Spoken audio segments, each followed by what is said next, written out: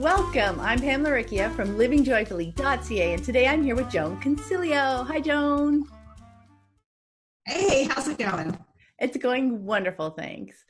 Just as a bit of background, Joan and I connected online a few years ago, and I've really enjoyed glimpses of her family's unschooling stories from afar. So I'm so excited that she agreed to come on the podcast and share a closer look with us. So to get us started, Joan, can you share with us a bit about you and your family? Sure. So there are four of us in my house right now. We live in Pennsylvania. So there's myself. I am 36.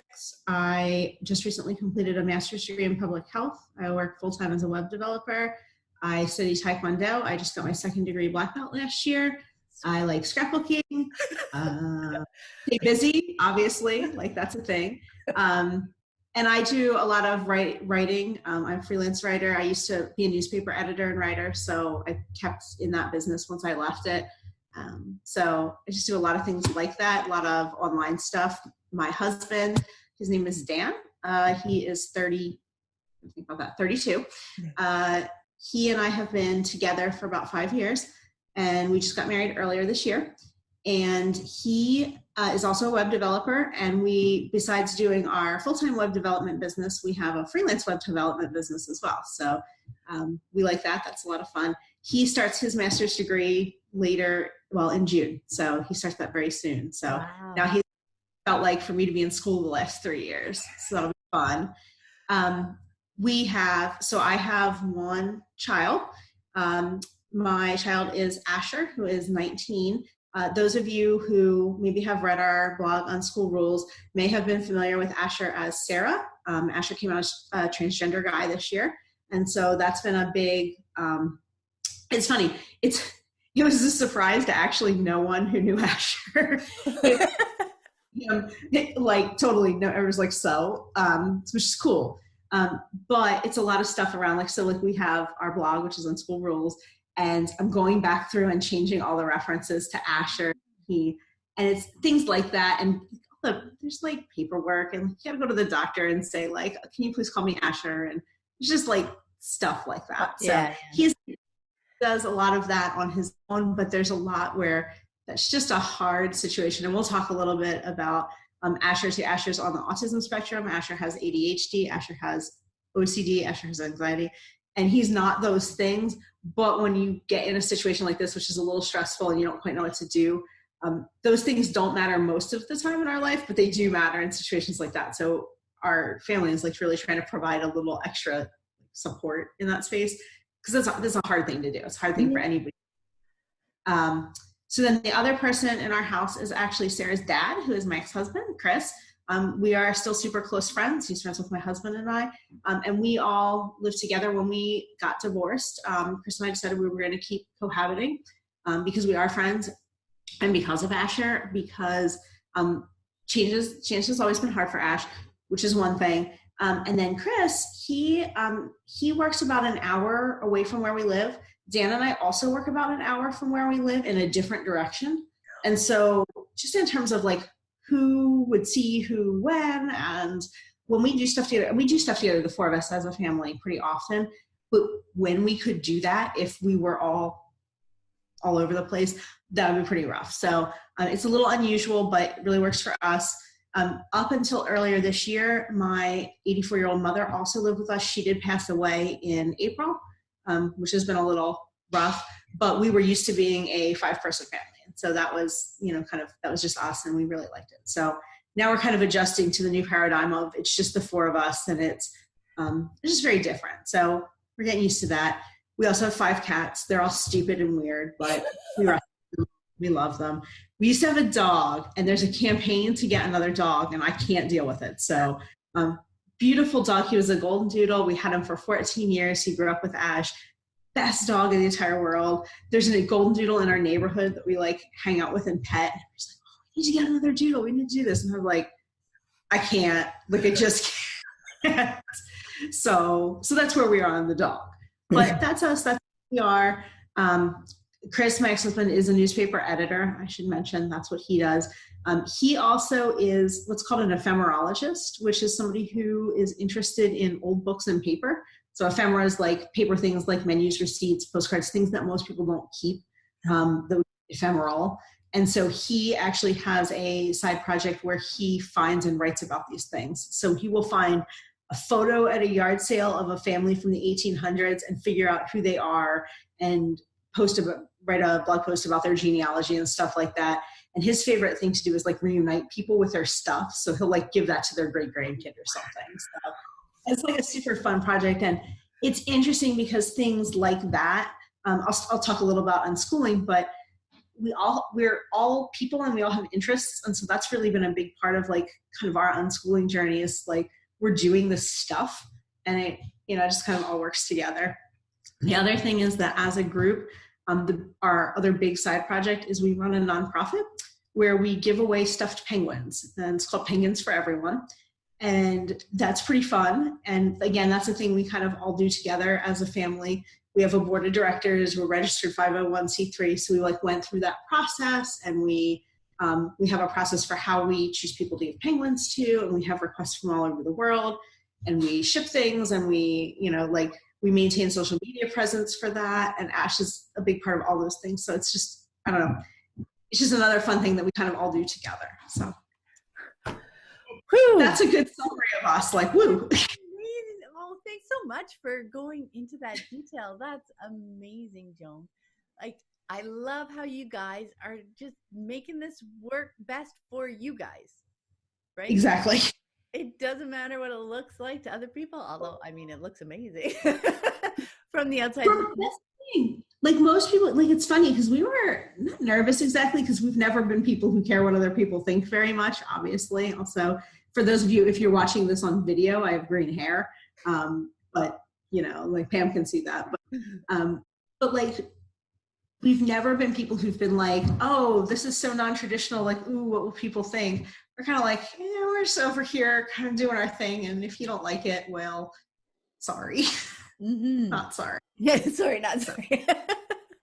Well, yeah, and I love the way that, you guys deciding to all be together in the same house, doing things together, because that supports Asher as well, right?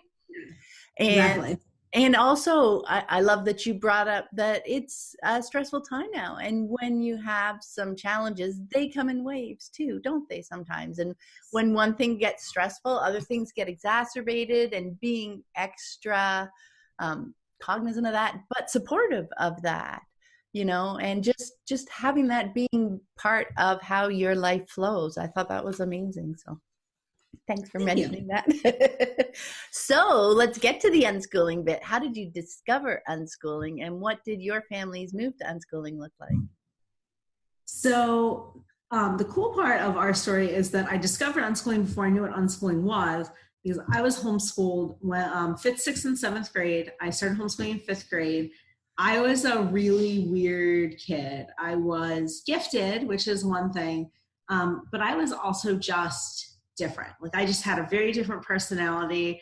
I was younger. I had started school early and been accelerated a grade. And so by the time when I was in 3rd grade, I was 6 years old. So that does not like garner you a lot of friends. And like the desk was too big for me. So I like sat on my feet because I couldn't see, like just weird stuff. Right. So when I was in 5th grade, my parents started homeschooling me. And at the time, so this was 80, what year am I thinking of? Maybe like 89, 90-ish. Very different situation. We have so many online resources today, things like that. There are so many more curricula that you can buy if you're into curriculum. There's just a lot of stuff out there. Oh my gosh, my mother would have died if we had Pinterest. But so we didn't have those things. And so what my mom would do would be go cobble together things like, okay, you're really interested in math. So like, let's find, and she didn't care like, well, what's the 5th grade math look like? She's like, well, what do you want to do? And I was like, algebra. I love algebra. She's like, you're weird. So she passed that off to my dad. She was like, you deal with this. So they kind of found things, and they found me was really into math and computer science at the time. And computer science at the time was big mainframes that take up a whole room, and places were still using like big floppies and sometimes punch cards and stuff. And so they found me a guy that my dad knew who essentially ran a computer setup for a large company. And he would take me with him to this gigantic like server room and like show me how stuff worked and like teach me those things. And it never occurred to me, it was funny because we did, so we live in Pennsylvania, and I'll talk about that a little later, but Pennsylvania has some documentation requirements. And my mom was documenting all this stuff, and I got really irritated because she would document everything I did at school. And she's like, this is school, that's school, this counts as school. And I was like, just let me do a thing. Why does it have to be school? But as a homeschooling parent, I was like, oh, she was on it, man. Like she got it. But so I had this background where I, first of all, was able to pursue the things I was interested in. I had parents who were actively putting things that I might be interested in my path. So like strewing, we talked about that, right? And fundamentally, I had the say to make a lot of choices in my own education. And one of those was my father passed away when I was in 7th grade. And so my mother, I remember I said she like divested math to dad. So she was, so my mother was 47 when I was born. I was adopted. And so she graduated high school at a time when women had business math at best. She had no algebra, no geometry. She was an amazing bookkeeper and accountant, super smart lady, but she just had no background in any of that. And she knew that's what I wanted to do. My undergrad degree is actually in math, and she knew that's what I wanted to do. And so she put it to me, and she's like, look, we can do this. I will get you a tutor. We will figure out like a correspondence school. We will do whatever you want if you want to stay at home. But she's like, I feel like I'm going to hold you back. Do you want to go to public school, go to high school, and get the things that they can do there? Like we understood college scholarships. We understood advanced placement. And she's like, I just can't. Like there's tons of options now if that comes up in a homeschooled student's life, but there weren't then. Yeah. And she didn't, you have to do this or you have to do that. She was like, what do you want to do? And I was like, you go give school a try. So that's a really long way of saying I was exposed to those concepts, and I guess you would say warm or predisposed to them when Asher started school. And so Asher did not have my same experiences in the educational space. Asher always had a hard time at school, hated school, was smart, super smart. He's a super smart kid, but just could not do the things that were expected at school.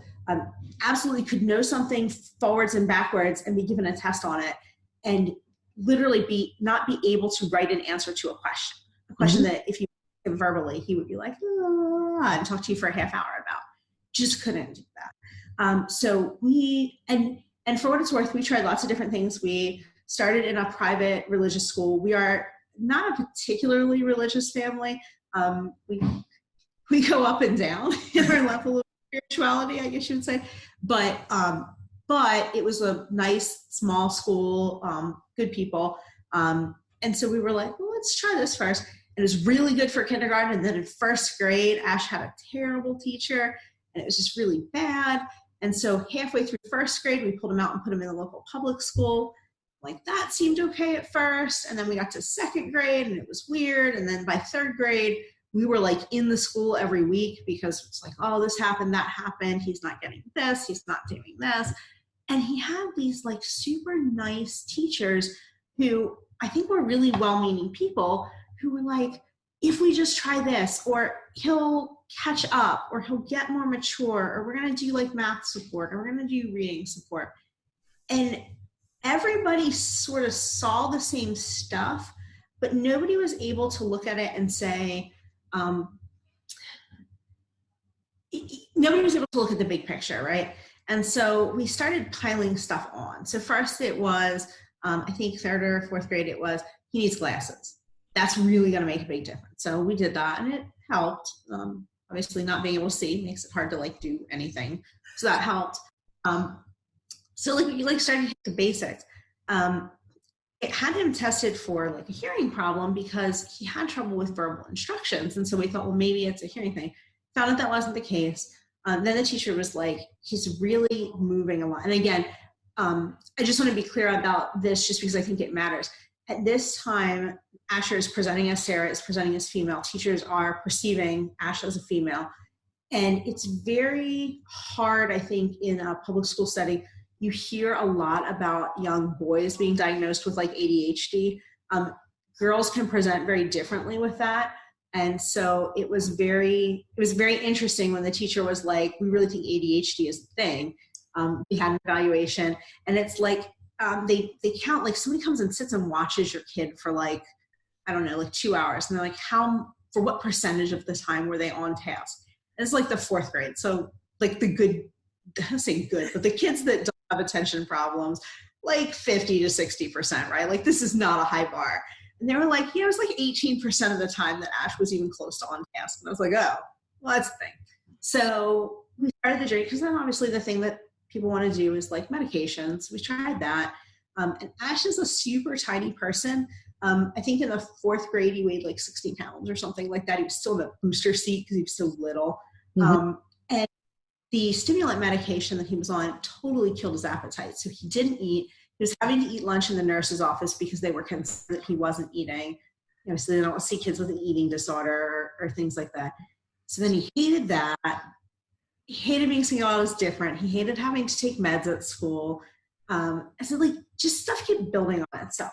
And then every year we thought, they're probably going to hold him back this year. And maybe that, and like, you don't think about that as somebody's parent, but you think maybe that would be better, because maybe he would feel more in line with his peers instead of feeling behind or whatever. And I hated it, because during homework time, he was crying. I was crying. He was saying, I'm so stupid, I can't get this. And I knew that wasn't true.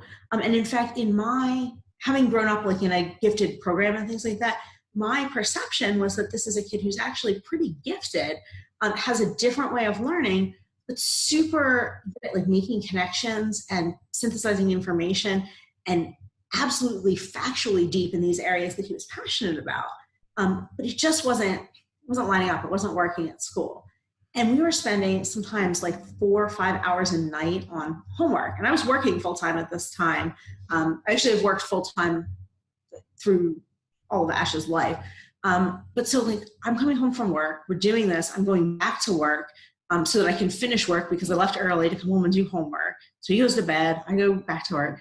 And I'm like, we are killing ourselves on this. He's miserable, I'm miserable. Everybody around me is miserable because I'm miserable. And I was like, if I'm going to spend 5 hours a day educating this child, good grief, at least I want to have some say in what we're reading, because this book is stupid and I don't want to read it. So that's where we started thinking, and Chris and I at the time we're together and we're talking about it. And we're like, well, maybe we should start thinking about homeschooling. And we were kind of like looking at like 7th grade, because we're like, well, let's give middle school a try. It's a little different. In our district, middle school starts at 6th grade. And we thought, like, let's see what we might do. So middle school starts. It is a disaster. Like, everything about it is a train wreck. We are all crying. We're at like a psychiatrist's office. It's at this point that they start saying, okay, we're pretty sure he's on the autism spectrum, which again, sort of like the trans thing. This is a surprise to totally no one. It ended up coming with a lot of work, right? Like, it ended up coming with, now we have to do an IEP for school, an individualized education plan, which is a thing we do here in the States if you have a certain kinds of like documented learning differences. Then it was, we need to do a certain kind of therapy for this. And then we need to, so there's occupational therapy and speech therapy and language therapy and just all this stuff. And then it was, and we need to put him in special classes, and he wasn't with his friends. And unfortunately, and this is, I think, the case in a lot of public school settings, the reality is you can't very easily be what I call twice exceptional. So twice exceptional is gifted with learning disabilities or differences. Ash couldn't get into the gifted program because he couldn't pass the test, because he couldn't take any test successfully. So he was in remedial everything, even things that he had super deep subject knowledge and interest in. But it was, okay, but here we are, and this is where you know what I mean? Like, this is where you go. This is your track. And so he was really good in some classes, and he was like getting 100 in geography because he loves cultures, world cultures and geography and stuff like that. And then over here in English, he was carrying a really, really great 44%. And that was probably pretty generous. And so we're looking at all this, and his anxiety is through the roof at this point. He won't leave his room. He's crying all the time. It's just a mess. And we were like, all right, we're not waiting until 7th grade, like right now. And so it's funny. I remember the day because it was February 29th. It was leap day. And that was the day. And I was like, leap day, leap. This is what we're doing. We're homeschooling. And so like I said, I had kind of a warm predisposition toward like what you call interest-led learning, I think. Definitely toward kind of like democratic. So we had kind of at this point been in like a democratic parenting place. So it wasn't like, hey, you have to go do this thing. We're like, we're a family and we're doing this thing, but what you're saying, yeah. Where are you in this process? What's important to you? So we're kind of like, we had the pieces, if that makes sense. And we were sort of totally unschooling public school because I'd be like, we're not doing this homework. This is stupid. So I would write notes to the teacher, like, we're not doing this. And so we came into unschooling sort of through the back door, I would say, because we were doing all this stuff. And then here we are, and we're homeschoolers. And, like you look at it and like, we went to like the curriculum fair that year. And I was like, this is just not for us. Like, we're not doing this. I was like, this is exactly what was not working. So I guess you would say we came into it from, well, we know we don't want to do X, so let's do something else. And the something else was, okay, let's see what we're doing. And I would say we started, I think the way a lot of unschoolers start, and I'm not saying this was the best way, but we sort of were like, okay, no more school. We're going to kind of do whatever we want. And I'm learning as I've gone through the unschooling journey, that's really rough. And it's especially really rough on a kid who has anxiety, who has trouble making decisions, and who has had all their decisions made for them for a decade. That's a really hard leap to make. And so we sort of like, I don't want to say floundered. We did stuff and it was cool. We went on trips and we looked at robots and we like read a lot of books from the library. And, there was some cool stuff going on, but there wasn't a lot of purposeful stuff on my part. I was like, let's just do whatever. And then if Ash got up one day and just wasn't interested in anything and just wanted to kind of like lay around and play with Legos, I was looking at that and I was like, well, now I don't know what to do. Does that count? Does that not count? And I hadn't read or learned much about the unschooling philosophy. And so I had a lot of things that looked like unschooling. What I didn't have on my end was the understanding of what my role was or what I would be doing or how I could be helping Ash with stuff. So we sort of like were in that place for a while. And I was definitely like, so again, we'll talk probably about Pennsylvania, I think a little bit later, but we have portfolios that we have to keep for our students and they want to see progress in areas. And so I was like, well, let's do a couple math worksheets every week because like I was thinking we need to show something. So, that'll do. And of course, math was one of Ash's worst areas. He ended up being diagnosed, by the way, with dyslexia and dyscalculia too, which again, it sounds, at this point, we were very frustrated because we felt like what we had was a collection of diagnoses and nobody looking at this as a person. And so a thing that we did, along with all this other stuff, is we sort of started to unschool in some of those things too. So, but what I mean by that is we quit most of the therapies. They were not to our, so I'm going to be really careful about this. There are a lot of people, especially people on the autism spectrum, who really benefit from certain things. There's cognitive behavioral therapy.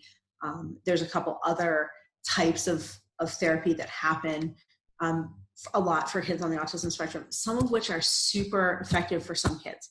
They weren't working for us. We knew they weren't working for us. They were making Ash feel bad, making us feel bad.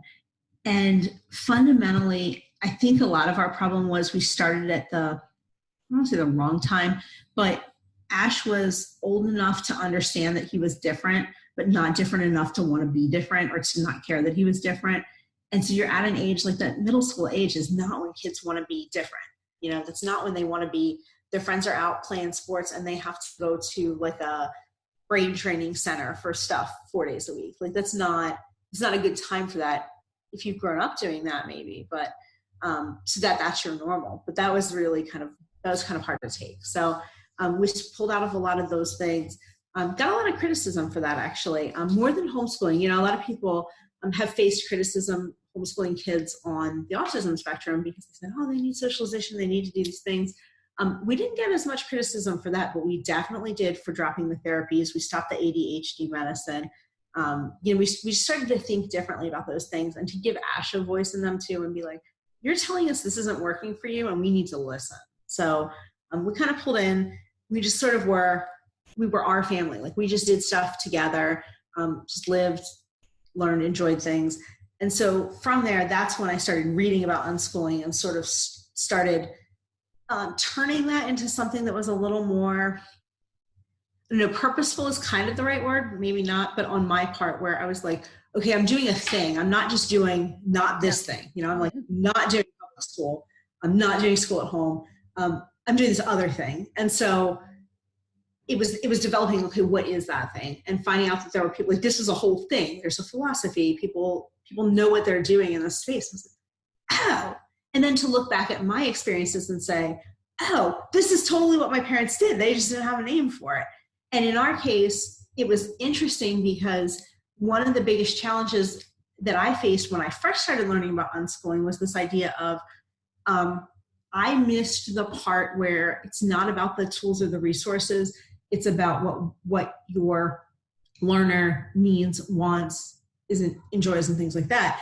And I had this idea that it's not unschooling if somebody, like, there's a textbook or something. And I was not, so when I was a kid, I liked textbooks. I went to book sales and bought textbooks. I bought for fun. This is the kid I was. So I want to be really careful when I say my parents unschooled me. There was definitely we got a box of curriculum once a year, but I wanted that. I loved it. I took tests for fun. I would pass the spelling tests at the beginning of the week and I would ask for more spelling words so I could do them at the end of the week. I was weird. I get that. But I wanted those things. And I wanted that, I knew I want to go to college. I want a transcript, you know what I mean? So I was doing things that were based on where I saw myself going and things I wanted to do. Ash is the same way. So Ash, the weirdest thing was when we started looking around at stuff after we pulled him out of public school, at libraries, book sales, stuff like that. We're like, yeah, whatever you're interested in. And he picks up this science textbook. It's like an A. Becca science textbook from the 80s or something. And like I said, we're not super, super religious. And again, this was from the 80s. And I was like, I don't really know if I feel like the science in this is going to be what I'm going for because I have this math and science background. But he was thrilled with it. And so he went through and he's like, read me a chapter from, this book tonight. I was like, okay. So that was our bedtime story. We read Understanding God's World or whatever it was. He was thrilled. And I was then I was reading about unschooling. I was like, oh, we got to get rid of the textbooks. And you know what I mean? I was missing the forest for the trees. I was like, oh, no textbooks. But I like this book. And I was like, oh. So he would sleep with this book. So it was just very odd. But it's a very cool kid. So I was like, okay, this is neat. So then we started to find that for different reasons, we ended up not liking some of the textbook approach for him because it was very structured and he would get really into a piece of it and then it would move off into another thing. And so what we found was they made good jumping off points because he would read something and be like,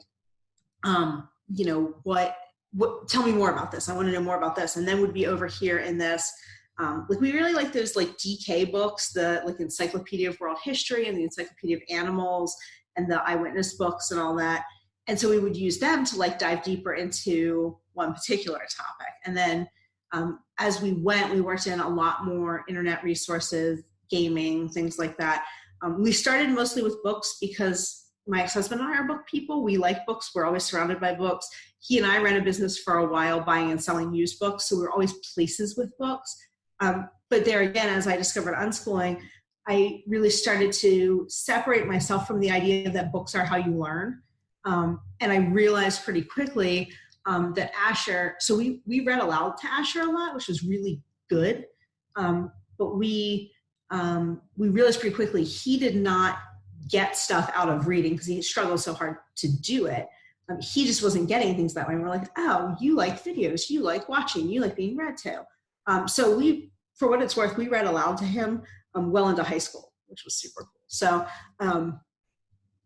again, that's just a neat thing that I really, yeah. But so we started to, I think through unschooling, we started to look at, to sort of break down our ideas of what what are kind of some of the arbitrary knee-jerk distinctions that we make maybe as parents or just as people? If you see a kid playing, and again, I think we're going to talk more about video games later, but if you see a kid reading a book, is your response kind of net positive? Oh, look, that kid's reading. Versus if that kid's watching YouTube videos on their phone or playing video games, and you're like, oh, that kid's just sitting on his butt on his device or whatever. So we started to kind of break down our own thoughts on that and to think differently. And that, I think, for us was the biggest part of unschooling. And then also, so we would be, I guess, what most people would consider radical unschoolers, which is that we took that and we wholeheartedly applied those concepts to the rest of our life. And we're like, didn't really matter if you go to bed at 9:00. Like, that's super arbitrary, and that doesn't have anything to do with life. The rest of us were not. I was working overnights at this time. So it's like, people were like, oh, if your kid doesn't go to bed at 9:00, they're never, if you let them stay up till midnight and sleep until 9, they're never going to have a job. I was like, I go to bed at midnight and get up at 9. What's wrong with you? People who knew me and knew that, I was like, you kidding? And then trying to unschool, and there again, then you kind of start unpacking things, right? And you're like, at the time I was in a job that I had really liked, some newspapers, right? Newspapers are, they're still struggling, right? When I got into newspapers, I loved it, but I didn't love, I was a manager. I didn't love having to lay people off. I didn't love the people who were left having to work 60 hours a week to do the work because the work hadn't changed, even though we had 20% less people. I started to realize I didn't like that. And I kind of had the idea of, well, I have to do that. That's what I know how to do. That's what I've always done. And you sort of start to unschool yourself and you're like, do I have to do that? Or is that kind of arbitrary? And then I started to look at the skills that I had built and the skill set I had, what I was doing at the paper. I was leading their websites, and I was like, saw this job for a web developer. And I was like, I know how to do all of the things in this.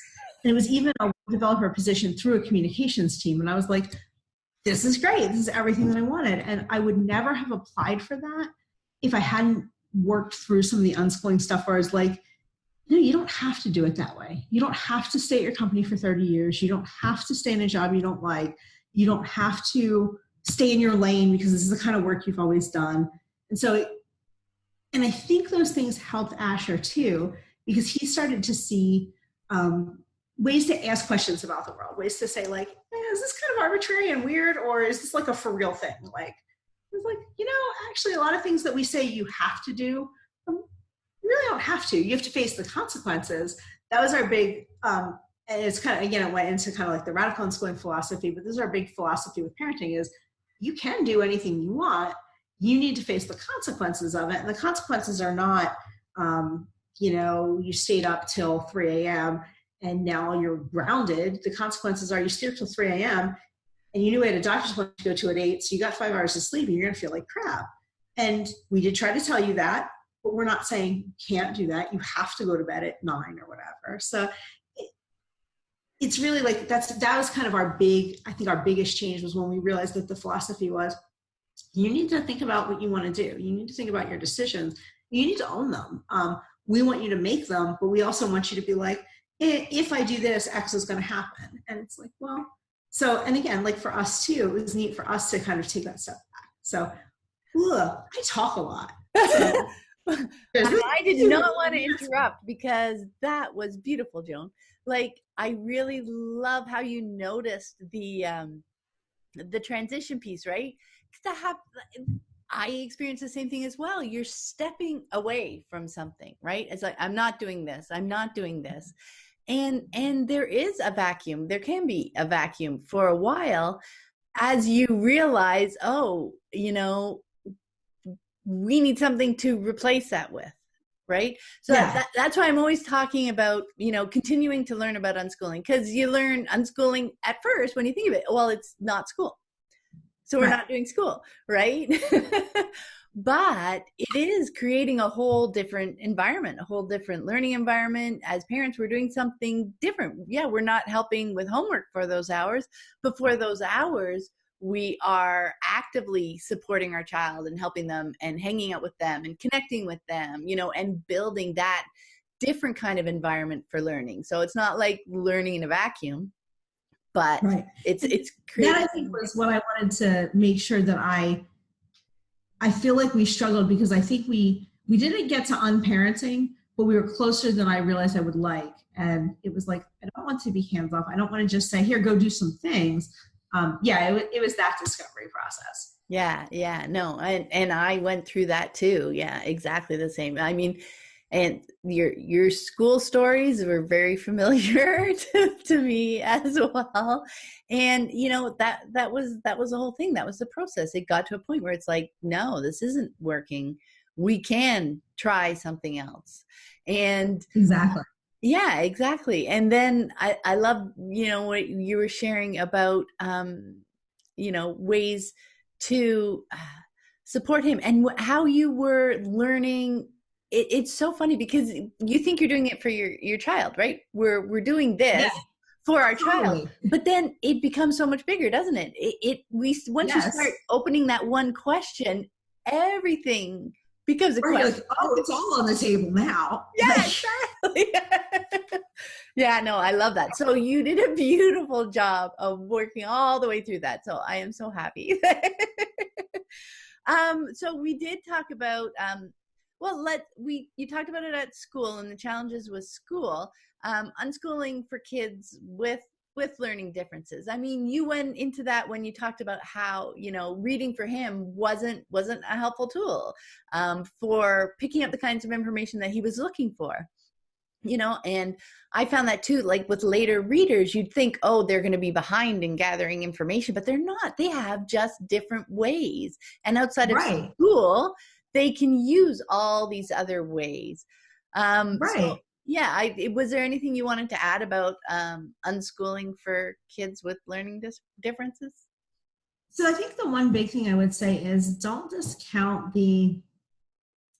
I say emotional value. So like I said, Ash had a lot of anxiety, a lot of bad feelings about himself, low self-esteem. He's like, I can't do this. I'm in remedial math. I'm whatever.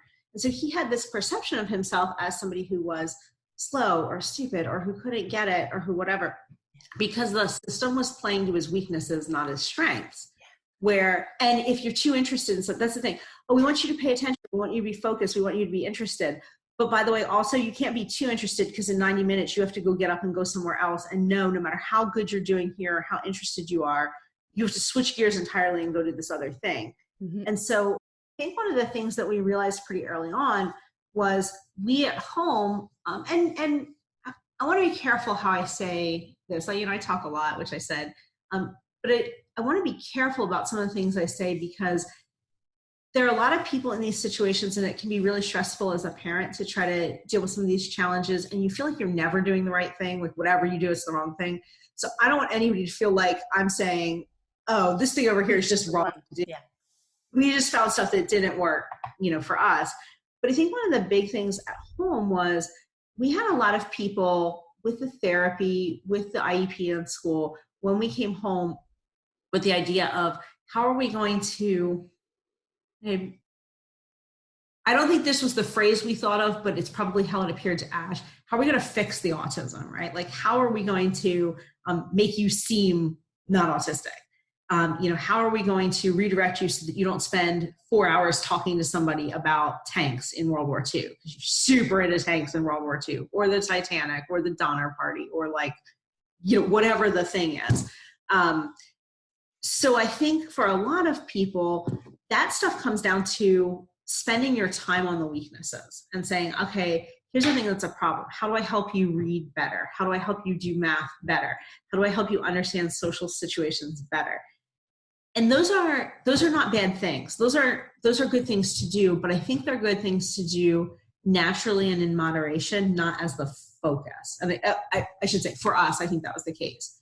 Because what we ended up doing was realizing that for us, so school is important, learning is important.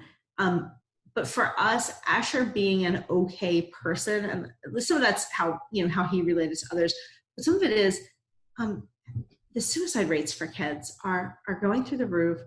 Kids with learning differences, especially kids who have, maybe are on the LGBTQ spectrum, which again, we knew from a pretty early age was a thing with Ash. All of that stuff, you look at that and as a parent to look at that and see the suicide rate in kids, especially with differences like that, kids who are being bullied at school, kids who are struggling, I kind of took a step back and I was like, you know what I care about the most? It is not whether you can do a math worksheet. It is whether you are okay as a person, and I don't have to worry every day when I'm at work that I'm going to come home and find something terrible has happened. Like, that is a really blunt way of saying it, but that's where we were. And so I felt like for us, as kind of a confidence thing, is like, I am tired of focusing all this stuff on all the stuff that people think is wrong. I am tired of focusing, because we'd spent years focused on these labels and these diagnoses and these like, oh, this, you should do this and this therapy and whatever. And I was like, I want to focus on, like, what are you good at? What do you really like?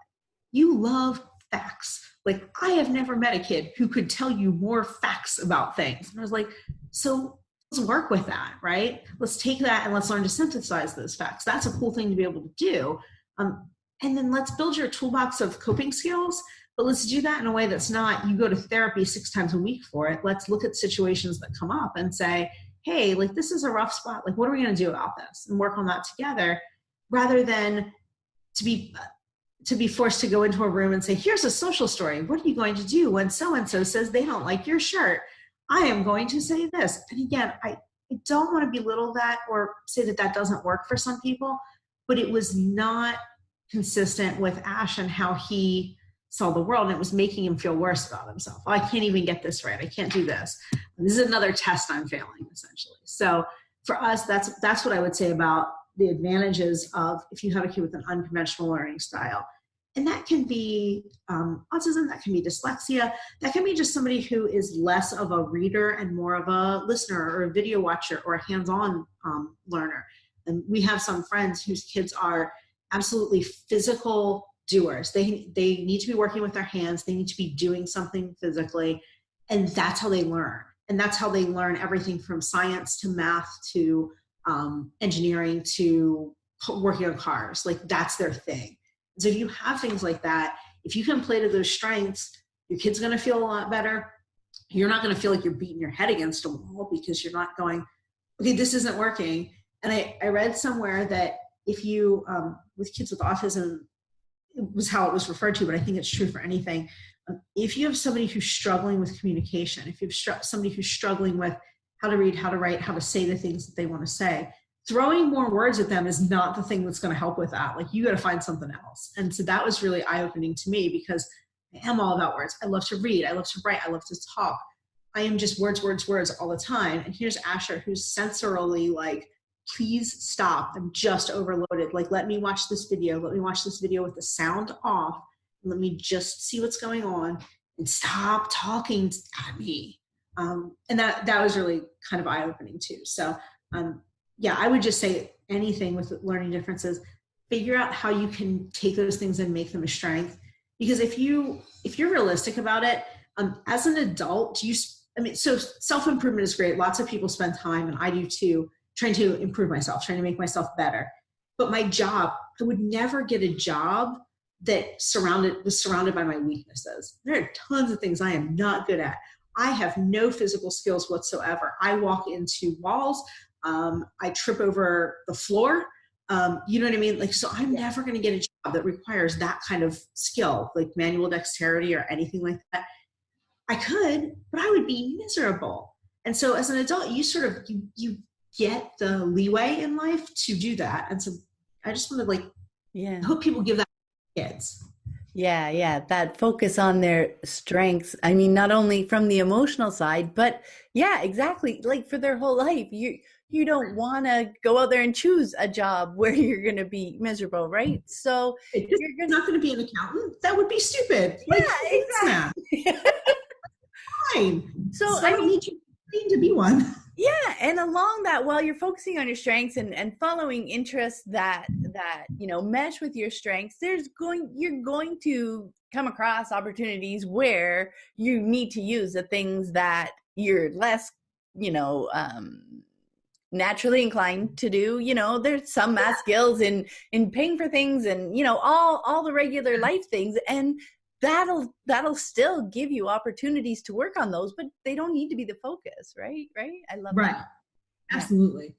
So you mentioned video games earlier. So yeah, now here we are. And I thought because that is such a big question, or a very popular question, I thought maybe you could share a bit about your experience with video games. So I guess I would say, and I'm trying to think of the best way to kind of get into this. Um, our family has always been into gaming. Now, it wasn't always video gaming. I was like a classic Nintendo person growing up. Like, I love that. I have capped out at 2D though. Like, I remember going and playing some video game in the arcade where you have to like walk diagonally over a bridge, 3D, to go into the building to kill zombies. And I died every time because I fell off the bridge. Like, I didn't get to the zombies because, again, no like proprioception, no physical Yeah. sense in me. So I was like, okay, that's not for me. Still love classic Mario on my phone. It's great. But so we were a gaming family for a long time. We did Wii Sports together. I definitely was an early adopter for cell phones because I was using them at work a lot. We just were into things like that. I was doing computer things. I was working primarily online at one point. I had a full-time work job for a while. So that stuff was always just around us. It's part of what we did. We played board games too. So there's just a lot of stuff like that in our family. So for us, to sort of look at those things and say, what are the things around this that are arbitrary? That was kind of a next step as we started kind of unpacking things, because we definitely were all into them.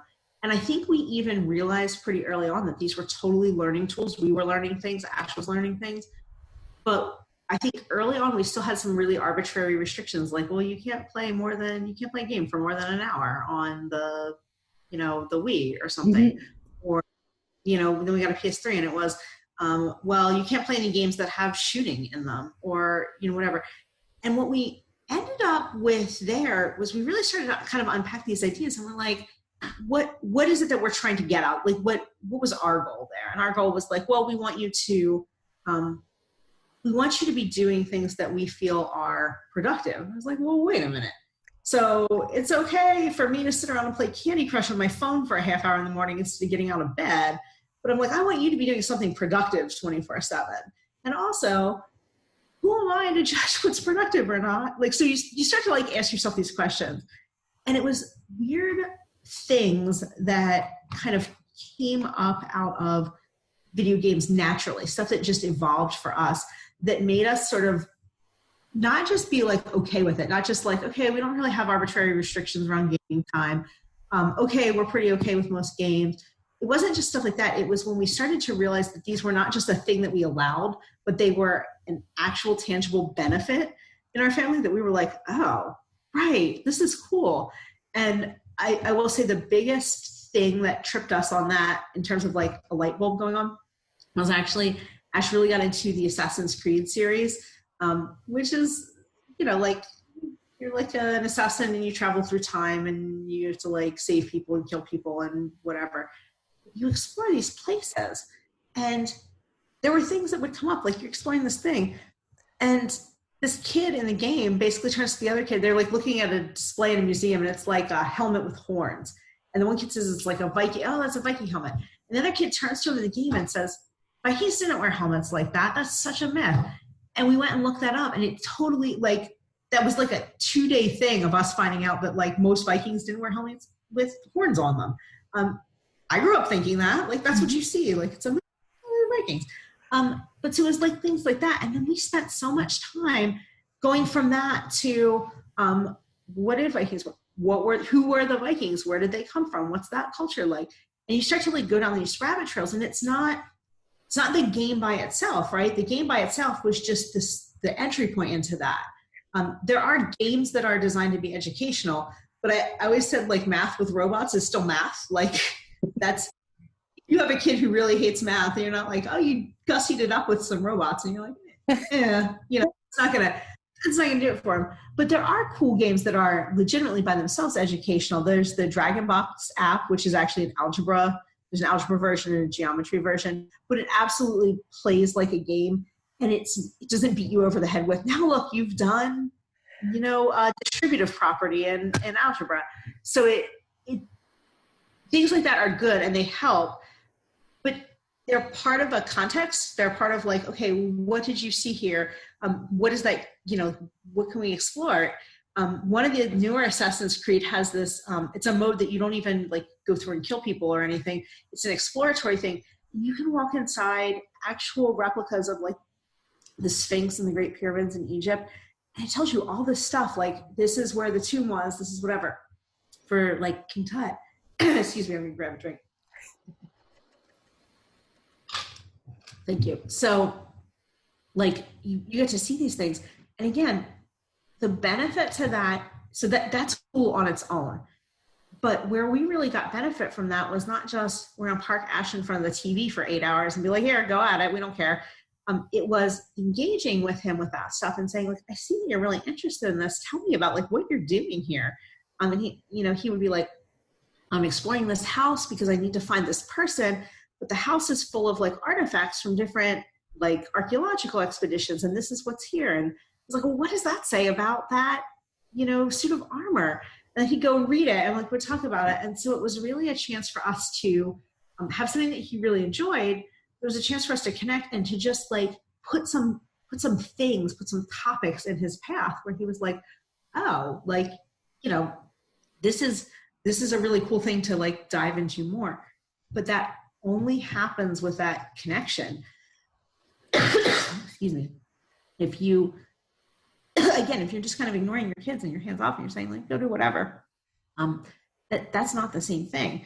And we eventually realized that many of the things that are considered like school subjects, we were seeing, covering, experiencing through video games, down to Wii Sports as far as phys ed. Like Asher was doing more activity through Wii Sports than any of us in the family had done for months. Yeah, no, I love that piece because that is the big piece. I think that's the paradigm shift when it comes to video games. I think that helps for a lot of people. I mean, yeah, you don't want to say for everyone or anything like that, but I know it was for me, and I've heard so many stories that way. It's that connection piece, right? If you stay at, oh, they're playing video games, or oh, they're watching videos and they're sitting there for hours, and like it's that deschooling, that understanding piece that we were talking about before. If you're just letting them do that, but you're not understanding what they're getting out of it. Like you said, when you first, it's like, we're not doing school, or we are letting them play video games, but you don't understand what they're doing with it, what they're getting out of it. And that's where those connection pieces are in the relationship. And then that's how you can have conversations with them and things can grow. That's where you find the rabbit trails, right? The fun. Right, exactly. It was just a place to start. Yeah, exactly. They're just a tool. It could be a book. It could be a video. It could be a video game. It could be a board game. It's just more pieces of the world to explore, play with, have fun with. And when you're there and connected with them, or having conversations with them about it, like, oh, what was fun about it, today, or what did you accomplish, or what was cool, whatever kind of language works in your relationship, because now you know each other better, right? You start to learn what it is that they're enjoying about the game. So your questions are going to be phrased in such a way that says, I see you. It's not like, oh, how was your video game? Like, I mean, what game they were playing. You can use the video game name. You can ask about levels, really understand what it is that they're doing. And then it's a window, right? It's a window to the world. Right. And I think the other thing too is, and I want to kind of just mention this in passing. I know one of the things that you had said we might talk about a little bit is these, when you talk about unschooling with older kids.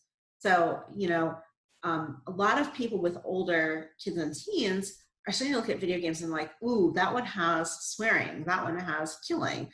Here's Grand Theft Auto, and we have just like gone and taken a car, and we're, there's like a prostitute in the video game. And so you like start to see these things, and people get real nervous about stuff like that. And there again, I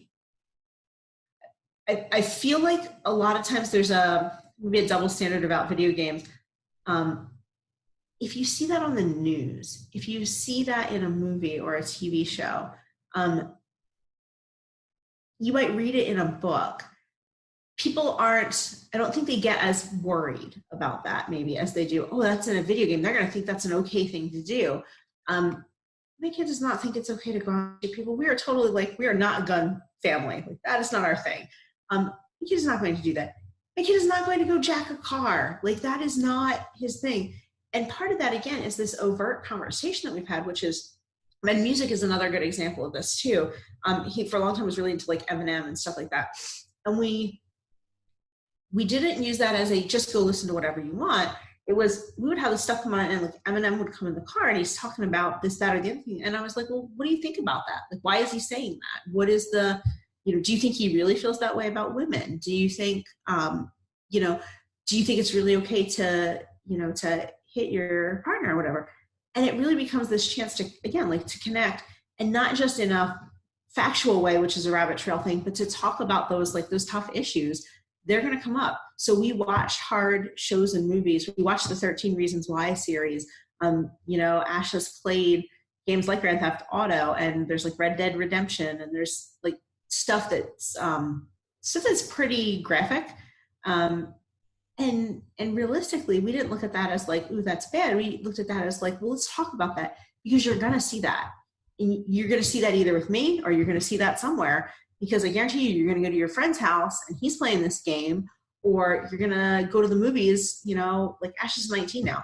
Let's go to whatever movie he wants. But I don't want that to be the first time that he understands that, like, this is a hard example. I don't want him to go to a movie and for the first time realize that rape is a thing that happens. I want that to have been a conversation, and it has been in our house. I want those things to be conversations. I don't want to shy away from them because they're, ooh, that's tough, that's difficult. I really want to be into those. And media in general, so books, movies, TV, games, whatever it is, that's a big place for that for us. So when you start talking about like what's the value of them, really think about like some of those different issues and like where are you on those? Because maybe it's that they make you uncomfortable, but that's not, I don't want that because something makes me uncomfortable. I don't want to have to make Asher just avoid it. Like, you know what I mean? Like I want to be in those spaces with him where it's hard.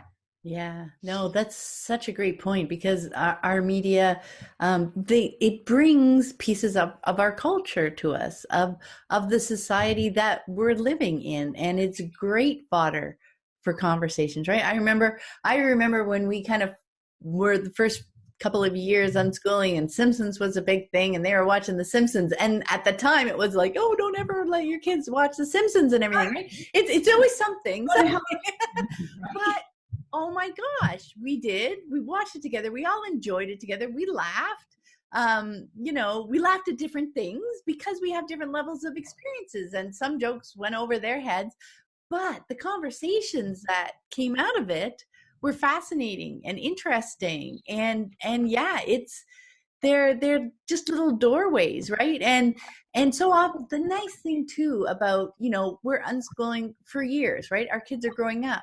Some things will just pass right by them at sometimes, right? And then other things that they'll start asking about, or we can bring up the conversation and they're just not interested. It's just not something on their radar at the moment. There's going to be another time and another time, right? But not if you're disconnected, not if you're just letting them go do their thing, right? And I mean, right. Again, I feel like I need to say we're not forcing ourselves on it, but when you have that kind of connected relationship that you're just interested in what they're doing, right?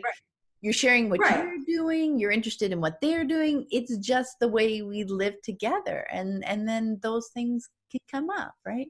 Exactly. Okay, another thing we touched on, you did a great thing of mentioning the things that we're going to hit. So Pennsylvania. I live in a place where all we need to do for homeschooling is send in a letter each year that says, yes, I'm homeschooling my child, and send it into the school board, and then we're done. I take it you have a little bit more in the reporting requirements, and yay for having graduated. So yeah, I thought maybe you could share a little bit for people who may find themselves in that situation. So there are states that are more or less highly regulated in the US. There are countries that have obviously very different rules. The thing that I would say is that documentation in general, there are places that require it in some format. If you know the rules and you are thinking ahead, I have not found it to be hard in unschooling. So, I think, we're talking about a lot with unschooling older kids, teens. I have a full transcript for Asher that has like 30 credits on it that did get him accepted into our local college. He's not going, but he applied and got accepted and all. And that it's very much focused on knowing how to describe the things you're doing in the way people expect to see them or read them. And it's not, I worry because I feel like that sounds like I'm saying like you should lie. No, when you write a resume for a job, you might have a set of 5 different skills or whatever. If the job is really heavy in one, you're going to write that resume to focus on talking to those skills, talking about what you did that's like what you would be expected in that job, right? So your transcript, your documentation, all of that is your chance to say, we did all these things. I understand what maybe the state, the school, whatever, if it's an umbrella school, I understand what this group wants to see. And I'm going to take the things that we did that are going to make the most sense to those people, and I'm going to display them in a way that makes sense to those people. And so just as an example, so in Pennsylvania, and actually the requirements got a lot better in Pennsylvania a couple of years ago. It used to be that you file stuff at the beginning of the year, including learning objectives. But the learning objectives, again, if you read the law and you know it, the learning objectives can be things like student will continue to make progress in their understanding of the political systems of the world. It does not say student's going to read a government textbook. It does not say student is going to write 6 papers on the differences between democracy and socialism or whatever. That's not it. It's what is your hope for your kids? What are they going to understand? And so in a lot of cases, again, I know that because I read the law. Like I didn't just assume, or I worry because people listen to what other homeschoolers tell them. And here I am like telling you things and I want you to listen to me. But I want people to like go to the source on stuff like this. If somebody in your community says unschooling is not legal, I want you to really go look at your state's homeschool law and be like, actually, and because people will tell you that and they'll say, it's not legal to do that in Pennsylvania. I was like, no, it's not legal in Pennsylvania not to file your documentation. But you can file your documentation as an unschooler. It doesn't mean you're like off the grid and going and saying, I didn't register my kid for a social security number and I'm never going to report to the school that they exist. It's not that. It's figuring out how to do the education-ese, right? And so we would do portfolios. You have to do a portfolio every year as well. And you have to meet with what's called an evaluator. An evaluator is usually a psychologist or a teacher. Occasionally there are people with other credentials, but those are the generally accepted ones by the state. And that person has to assess whether your child has made what they call sustained progress over the year. A thing that is not true in Pennsylvania is that your child has to do things in a certain grade. It's not because the public school teaches Pennsylvania history in 4th grade that your child has to have Pennsylvania history in 4th grade. The absolute only thing that the state of Pennsylvania says is that you have to have fire safety education every year. That is the one thing that they're like, you have to show that you've had fire safety education every year. So most people I know truck their kids over to the fire station on Touch a Truck Day, and they're like, yeah, we went to the fire station as a field trip. It's fine. Like, we have family fire drills. We talk about fire safety. We have a fire extinguisher, we check it regularly. That's the one thing that the state gets like super hung up on. It's great. I want to be safe from fires. It's just really weird that that's the one that they picked. But everything else, it says, over the course of your education, your child should be exposed to these topics. As an example, for secondary school in Pennsylvania, it says that to graduate, your child will have had education that includes, I think it's like algebra, geometry, social studies, whatever. It does not say your child needs to complete a year's textbook of algebra. It just says your education should include that in some way. And so what we did was, just as an example of this, we put together what we called concepts of algebra. And it was not that I made a lesson plan and I was like, we're going to learn the concepts of algebra. It was that I was like, I know this is going to be a thing.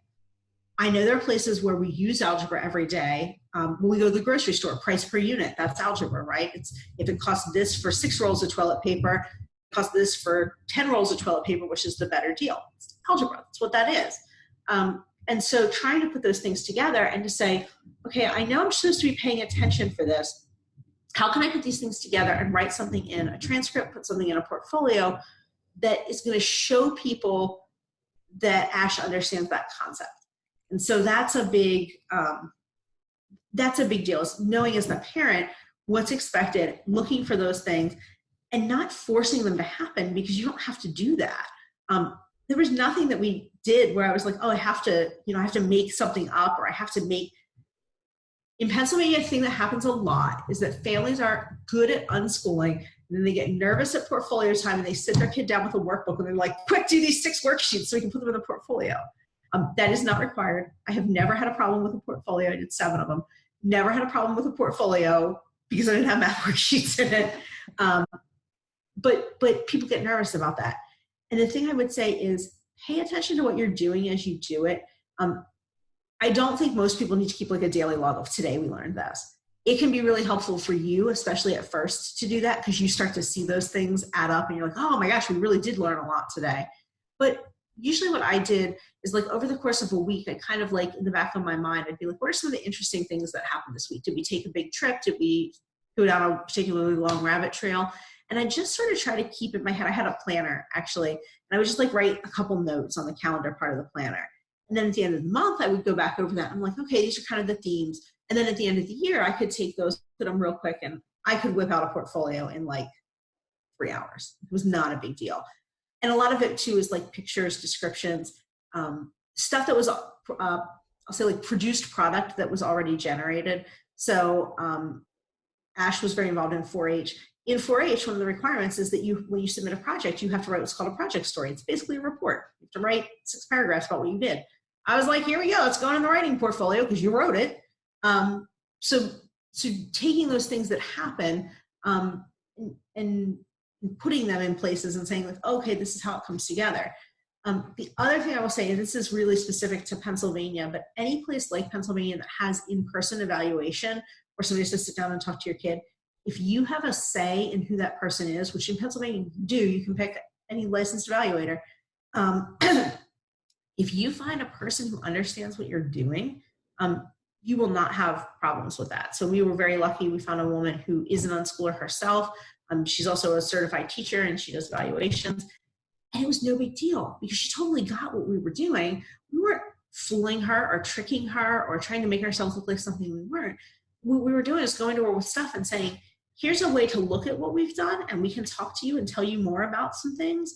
And she could talk to Asher and know, like, oh my gosh, you're doing all this stuff. That's awesome. You acted in the Shakespeare play. You memorized The Raven by Edgar Allan Poe just because you thought it was cool. Like, she would see these things that Ash was doing and saw them for the value that they had. So that's kind of the thing about if you live in a highly regulated state. If you know the law, and if you find the places within the law where you have flexibility, that's what matters. Like, that's how you make that work. And I will say, you do the work because, especially, and as Ash got older, I tried to put some of the work on him too, as far as like Pennsylvania also requires you to keep a log of books read. And I was like, hey, Ash, if you're reading a book, tell me about it. So we're going to put on the log or whatever. But if you have younger kids, it's really part of your role is to try to get that overview of, okay, in your head, think about what they're learning, think about what they've been doing. And that's your chance to be purposeful too and to be connected, because if a week would go by in my planner and I couldn't write down like something interesting we did or a rabbit trail we went down, I looked at that as, did I spend enough time connected with my kid, or was this kind of a week where everybody was just off doing their own thing? Because I guarantee you he learned something this week, but what I also guarantee you is that I wasn't involved in it. And again, as he got older, there's a little bit of a different paradigm as he got older. That was really a big thing in middle school for us. And as he got older, it was, did I check in with him this week? Do I know what he's doing? Is there stuff that we can be doing together? So there are ways you can look at that and kind of use it to your advantage, or to look at it and say, what can I learn from this? Because you really, really can. And I'll say too, I think one of the other things that you had said that you wanted to talk about was, with teens and young adults, if there's pressure to say you need to learn more traditionally. And the thing I would say about that is there's a lot of pressure to be able to convey what you've learned in the way people expect to hear it. So that's this transcriptese. Like I can put together something that's like Shakespearean history. Shakespearean history was Ash got involved in a bunch of Shakespeare plays and was reading stuff, and the directors were talking to him about why people were doing things in the culture of the time. I didn't give them a textbook or give them a lecture or, whatever. But so you look at those things and you think everybody had to have Shakespeare in high school, around here anyway. Like you read Shakespeare in high school. Ash has a better grasp on it than most high school students I know because he was doing it. He wasn't just reading it. He was out there acting. He was using the original language. He was understanding, like, what does that word mean in the original language? Why is that phrase the way that it is? He didn't write an essay about Shakespeare. You know what I mean? He didn't compare and contrast Romeo and Juliet and the Merchant of Venice or something like that. But he gained an understanding of it.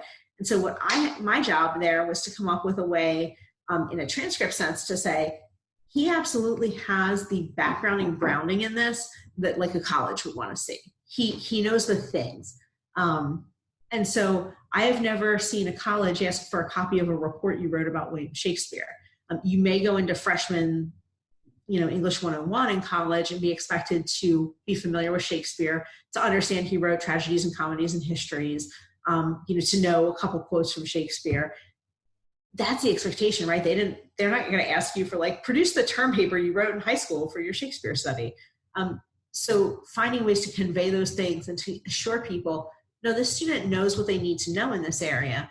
And again, to work to the strengths, because like, just as an example, we were really, really heavy in history and science classes and really, really light in math classes. We met the state standards for math, and that was it, bare minimum. And a lot of that came from like personal finance type math. But so when you start looking at those things, you think, okay, but again, this kid is applying to college. What are they applying for? Are they applying for an engineering degree, or are they applying for something like theater production? And if they're applying for theater production, the fact that there's 10 credits of theater performance, that's great. You know what I mean? That's not a bad thing. You do want to be realistic, and you want to say, okay, what is this person actually spending their time on? Because I think people have this misconception of wanting, especially your teens, to be well-rounded. And I would say that most adults are not well-rounded. I think as an adult, you move into the things that you're interested in. And I think some people are pretty well-rounded. I think people work towards that in a lot of cases. But obviously you have these things again, where you're like, I'm really kind of focused over here. And I'm not following politics super closely or world events, but I'm really involved in my community. Or I'm a really good reader, but I totally don't get any of the movie quotes. I've never seen, me in particular, I've never seen Game of Thrones. I have no idea. Like people are talking about it, I just have nothing on this. So I'm not real rounded, I guess. I can't compete in that space. People are talking to me and I'm like, search me. But that's okay for your kids too, right? They need to meet the basics. Obviously, I would like that every adult can balance a checkbook. Not actually true. But I would like that as a basic that every person has. But I don't need everybody to be able to do algebra. I don't need my veterinarian to be able to also bake a perfect 3-layered cake. Like, you got to find those things and just work to those. And I think I would say too, you have to help. So like, I said, you write the transcript or whatever, you need to be able to convey those things. You need to help your kids be able to sell themselves too.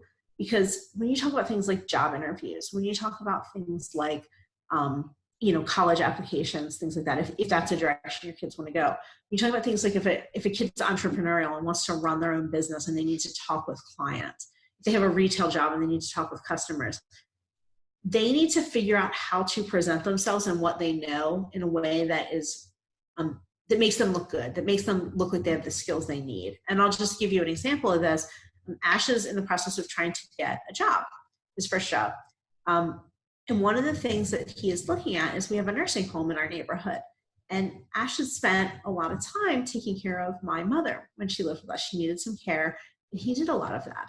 And when he realized that could be a job, he said, but I never, I didn't go to school for this. I don't have like personal care assistant training. And I said, no, you need to convey to them, why is this important to you? oh, well, because I took care of my elderly grandmother, and he like wrote this on his application. I took care of my elderly grandmother, and I really appreciated being able to help and to hear her stories of, her life, and to really recognize like who she was. And that's what you have to do. That's how you sell that yourself on that job. It's not the degree you have or your diploma or anything. It's understanding, okay, well, what's my life experience and how do I convince somebody that I'm a good fit for this? And so that's really what, when you have like older teens, with unschooling, I like that idea of focusing on what are your strengths, what do you think you want to do, and some of that's being realistic too. If you have a kid who knows that they want to go to school for a science heavy thing and they need lab sciences, you're not going to be able to make that up. You need to figure out, okay, if you want to do that, work with this kid. How are you going to get a lab science credit in high school so that you can enter college and do what you want? Or maybe what you put to them is, you absolutely can go to community college for 2 years after you graduate from high school and get those credits and then transfer into the university that you want. Mm-hmm. If that's what you want to do. And it's showing them those options and saying, okay, this is available to you. But I'm not going to make you do this. I'm not going to make you go to college. I'm not going to make you study a particular thing. But you tell me, where do you see yourself? Where do you want to go? And I can help you. I can help you figure out what the options are to get there. And so that's where, when you talk about, there's pressure, I think, with older kids to sort of nudge them toward like, oh, you really should go take a class in this or whatever. You could put that forth as an option. I think that's totally legit in unschooling. And, I'm an unschooling expert, but to me, that's a legit option to offer. But it has to be a choice. Like, you can be like, well, you have to do this because you said you want this other thing. Maybe it's a decision your kid makes and they say, I said I wanted to be an engineer, but I actually don't want to go take that physics class. So maybe I don't want to be an engineer. And I'm not saying let them, you throw everything out because something gets a little difficult or hard. Yeah. But if they come to a point and they're like, I just really hate this. One of my sisters started cosmetology school and she thought that was really what she wanted to do with her life. And she went all the way through. And then she ended up, you had to do so many like live haircuts or whatever in front of your instructor. And she got a really grouchy old man whose hair she had to cut, and she cried and cried. And she's like, that's it. I can't do this. This is not the job for me, because if I ever have to feel like that, I'm going to be miserable. And so it's kind of working with kids and saying like, okay, if you really want to do this job, can you put up with the stuff that sucks? Can you put up with the stuff that's hard? And it's teaching them how to deal with hard things when they come up. But it's also like, you know what? Is that really what you want to do? Like, if that's such a trade-off, or is it, I want to do this. And so I know I'm going to have to take physics at community college, and I'm really not sure how I'm going to do with it because I haven't had a lot of formal math, but how can we make that work? Like, what can I do? How can I prepare for that? So that's really kind of where I'm at with like both documentation and kids and older teens is there's some work on you, there's some work on the part of your kids. And it really comes down to like, can you sell yourself for where you want to end up? Yeah, I love that piece because it is all about the context, right? And understanding the environment that you're going into. And I think because we've been doing that with our kids as they're growing up, right? When we're unschooling with them, we're having all these conversations about context. When we go any place, we're talking about the place and what's if there's any expectations there, or how other people, what other people's expectations are, et cetera. Even from just like going to the science center or going to 4-H or going to wherever, right? So that it's not an out of the blue conversation to say, hey, you're going for a job interview for this, and this is what that environment's going to be like. This is the kind of expectation. These are the things they're going to be looking for. Hey, this is how you can frame what you've done so that it meets what they're looking for. Like, we've been having those conversations so many times. It's just a different context, right? Right. Exactly that. Yeah. That's so cool. I love that. And again, I love that piece too, when you're talking about generalists and people who follow interests. I think that's a lot of that is really a personal thing, personalities. Like, some people have lots of interests and they like to spend time doing a bunch of different things. And some people like to focus and really dive extra deep into one thing, right? So Yes.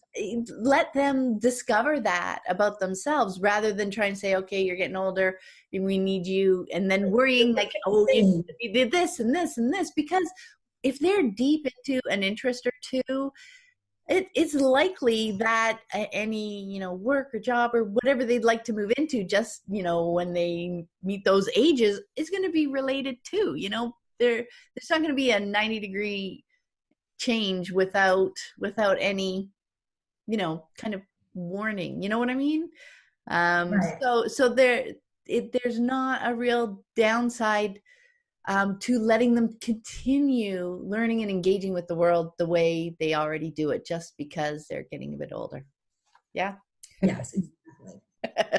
Okay, our last question, Joan. What has surprised you most so far about how unschooling has unfolded in your lives? All the things that I learned that I had never known before. So that's learning about unschooling, obviously, and kind of unpacking some things in my personal philosophy. But it says like I was not a history lover. History was not my thing. Don't care. Can't follow the dates. Um, but Asher's really into history. That's one of his big areas, and world cultures and things like that. And he helped me learn that history is not dates and places; it's people. And it's not people like, here's Napoleon. It's people like, what was life like during the French Revolution? Why were people upset? What did they want? Where were they as a culture? And that context. And I love people. I love telling stories. And so when I learned that history could be stories, and that history could be, so I love medicine. My master's is in public health, like I said. I'm the kind of person who picks up books about nasty viruses and reads them at breakfast. And it's like talking about this person was bleeding from their eyeballs. And I'm like sitting there eating my pancakes. Like that's what I love. It never occurred to me, like I'm reading, histories of when diseases were discovered, whether it was, smallpox way back when, or Ebola.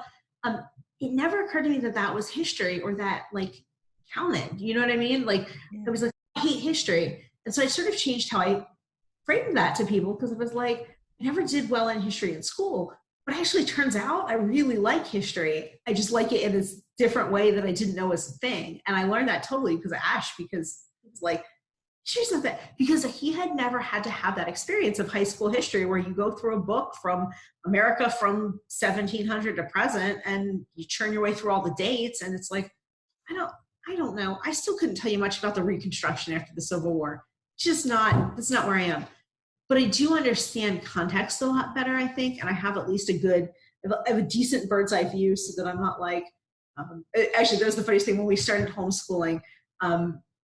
When Dan and I got together, Dan was a history major, and something came up, and Asher and I both had something. It was something about, Dan said something about the Revolutionary War, and Asher was kind of like, yeah, the North won. And Dan just looked at us and he was like, you are a big fat fail. And I was like, literally, it's just never come up. We've never talked about the American Revolution. I'm surprised that he pulled out that there was a war in the United States and the North won. Good for him, because I didn't know he knew that. So like use that as a chance to talk. And I was like, the worst part was I certainly knew that wasn't true, but it didn't immediately occur to me when Ash said that to be like, wait, no, that's wrong. I was like, yeah. And I was like kind of blowing it off. And I was like, wait, I gotta think about that. But so it's like stuff like that, like you learn with your kids and all that stuff that I never would have known if it hadn't been for him doing that. Because certainly if he had gone through high school and was going through a textbook and writing assignments every night, I wouldn't have been reading that with him. I wouldn't have seen those things, or I would have seen it as just more of the history I had been exposed to, which is like, oh, this is boring old white guys. Like, it's not my jam. So that's probably been the most fun and the most exciting and honestly the most surprising, because I think I thought of myself as a super well-learned person, which is like, I guess egotistical to say, but I was like, yeah, I have a good idea of everything. And I'm like, no, you just have no idea what you don't know. So that's been fun. I know. I love that, because it was definitely surprising and so fun. I had no clue how many cool things I would learn through my children. Oh, right? yeah. Through their interests and seeing them in action. Like it completely changed how I think of learning, right? And I saw so much of the world. Like you're right. You come to see that you have lots of judgments about the things not only that we're good at and that we like, or like these things, they aren't worthy because we don't like them yet. They're not worthy to us, but then, you know, we see our kids finding, really enjoying so many different things. And then we get a taste of them. It's like, oh, wow, that's so cool, isn't it? Yeah, exactly. Well, thank you so much, Joan, for taking the time to speak to me today. I really appreciate it. Thanks so much. You're welcome. Thank you for letting me ramble on. It was wonderful. I loved all your stories. And before we go, where's the best place for people to connect with you online? So if you go to unschoolrules.com, that's our family's website. It's not updated super much anymore. Like I said, because Asher has officially graduated, we haven't done as much. But my hope is actually to get back into that a little bit, to show people that unschooling doesn't randomly stop at 18. Like, we're still living, our life is not different than it was the day before he, graduated by state law. So we kind of want to like talk about some of those things. We do want to talk about some things around unschooling and gender, because that's kind of a newer public conversation for us, even though it's been one in our family for ages. So we kind of want to talk about some of those issues there. But the other thing there is I have things like copies of the transcript that we did through high school for Ash. I have a big look at homeschooling in Pennsylvania in particular and what that looks like for documentation. I have a big series on real world math. I have a big series on unschooling and video games. And I think especially for people who are coming out of the public school system or coming out of another homeschooling philosophy, some of those things can be helpful because they really are kind of like a first person look at our journey into like, okay, well, how do we decide that there was value in video games, and kind of like walks through our thought process. So hopefully people will find that exciting. You can also find me on Facebook, Joan Concilio. You can look for the green hair and you'll know that it's me, of us. That's a good way to connect with me too, LinkedIn. And obviously people can just email me. I'm joan@unschoolrules.com. So that's another good way.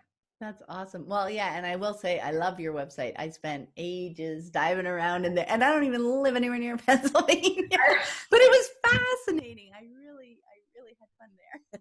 Cool. All right, well, have a lovely day. Thanks so much again. You too. Thanks, Pam. Bye.